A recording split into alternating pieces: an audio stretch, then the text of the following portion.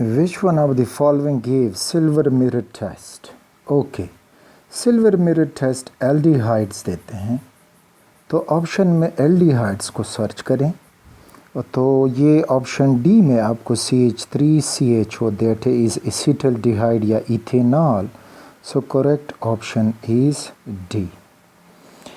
The next, the IUPAC name of the following structure is. Okay, IUPAC name to select the longest carbon chain containing the functional group. तो ये हुआ 1 2 3 4, ये हुआ longest carbon chain.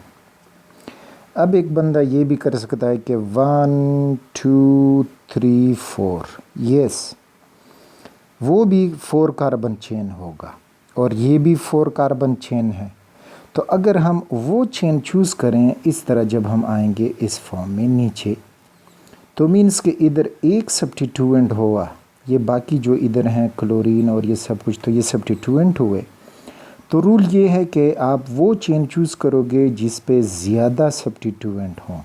तो means कि अगर हम इस तरह स्ट्रेट जाएंगे तो you will get ethyl substituent as well as chloro substituent, ठीक।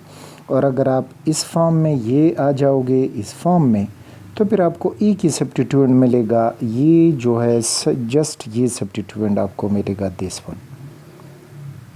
तो फिर एक चेन पे एक सब्स्टिट्यूएंट मिलेगा। तो मीन्स कि हमें करेक्ट रूल फॉलो करने होंगे। तो रूल के मुताबिक अब इसका जो नेम हुआ, तो 1 2 3 4 ब्यूटेनोइक एसिड हुआ, 2 पे इथाइल है और 3 पे क्लोरो है। तो alphabetically 3 chloro 2 ethyl butanoic acid. So that is choice B, 3 chloro 2 ethyl butanoic acid. Addition of HCN to acetone forms cyanohydrin.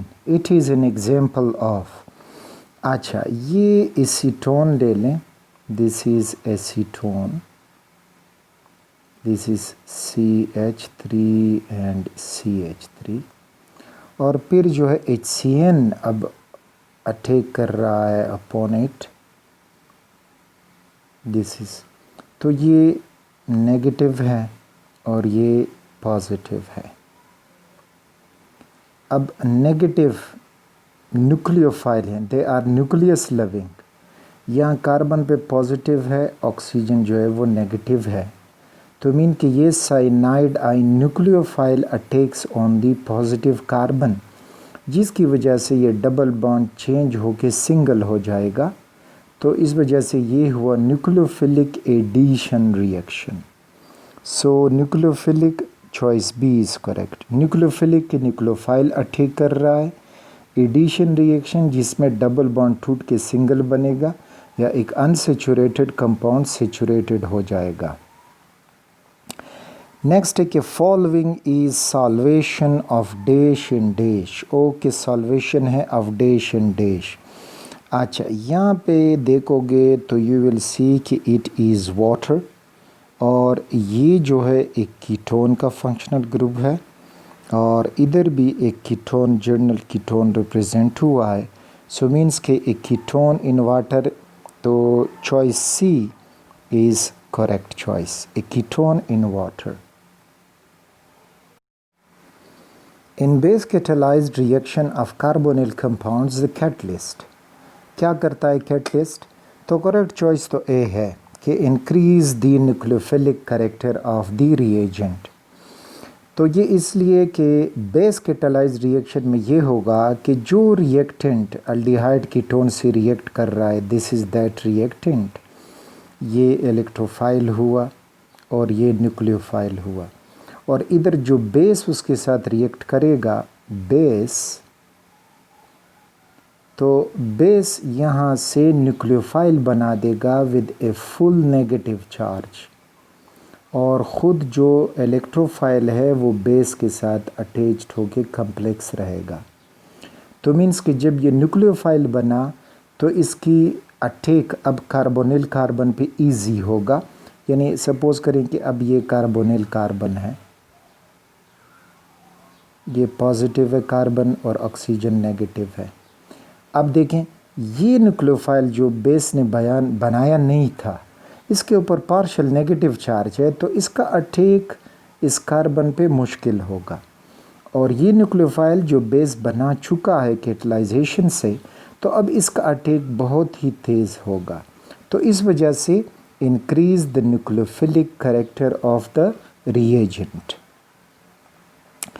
Next one के अल्डिहाइड्स आर रिड्यूस टू। तो remember aldehydes जो हैं वो रिड्यूस होते हैं primary alcohols बना जाते हैं, और जो कीटोन्स हैं वो सेकेंडरी अल्कोहल्स बना जाते हैं। Remember this point. Tertiary alcohol जो है उनकी रिडक्शन इस तरह फॉर्म में नहीं होती। तो aldehydes are reduce to primary alcohols. Alcohols react with aldehyde and ketones in the presence of acid.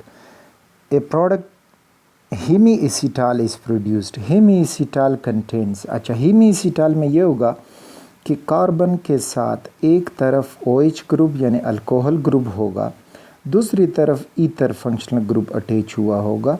तो इस किस्म के कंपाउंड को हीमीएसीटाल कहते हैं। और फिर जब कार्बन एक ही कार्बन के दोनों तरफ फिर ईथर फंक्शनल ग्रुप हो जाएंगे तो वो फिर कहलाता है acetal. So it is hemiacetal in alcohol and ether functional group, that is choice B.